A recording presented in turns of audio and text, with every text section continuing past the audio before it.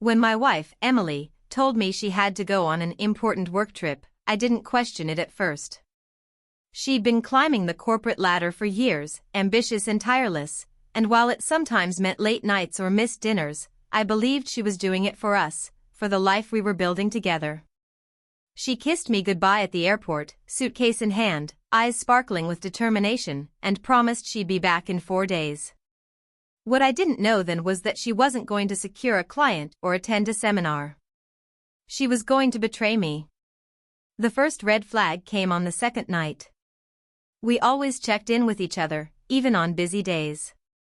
That night, her texts were unusually dry, short replies like busy, can't talk, or will call later. The call never came. My gut twisted, but I tried to bury the doubt. Maybe she was genuinely swamped. Maybe I was overthinking. Still, a seed of suspicion had been planted. On the third day, I decided to surprise her. My company had given me a few days off after a successful project, and I thought, why not fly down, surprise her at her hotel, and maybe steal a romantic night? I looked up her itinerary on the shared calendar she'd left open on her laptop. The address of the hotel was right there. Without overthinking, I booked a flight. When I arrived, I felt both nervous and excited. I imagined her shock turning into joy when she opened the door.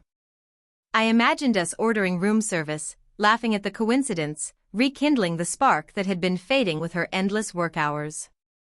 But when I reached the hotel, I immediately noticed something off. Her room wasn't booked under her name. After some persuasion at the front desk, I found her under a shared booking.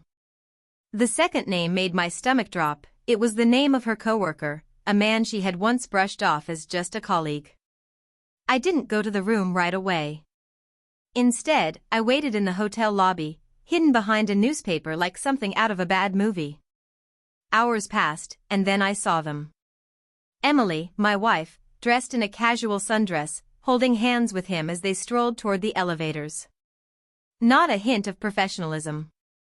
No work documents. Just two people wrapped up in each other. My heart shattered right there, but my mind sharpened like a blade. I didn't confront her then. Rage would have been easy, but revenge would be sweeter. I followed quietly, recorded enough proof with my phone, videos of them kissing in the elevator, photos of them holding hands at dinner, and later, sneaking back to the same hotel room. Evidence, undeniable and clear. I flew back home the next morning before she even realized I'd been there. By the time she returned, suitcase in hand and fake exhaustion painted on her face, I was already prepared. I didn't shout. I didn't cry.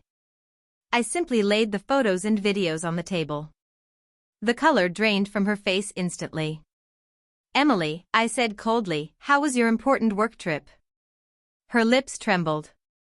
She stammered excuses, about too much alcohol, about mistakes, about loneliness. She begged, swore it meant nothing, swore it wouldn't happen again. But I wasn't listening. I had already made my decision.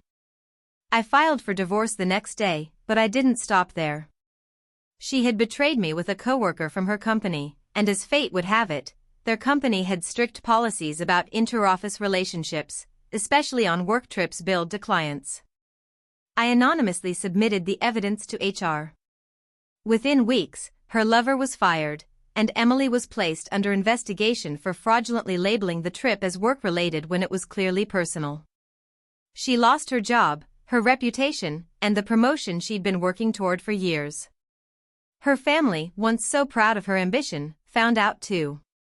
I made sure of it. When they called me to ask what had happened, I sent them the same file of evidence. Their disappointment in her was palpable. Friends she had bragged to about her career stopped calling.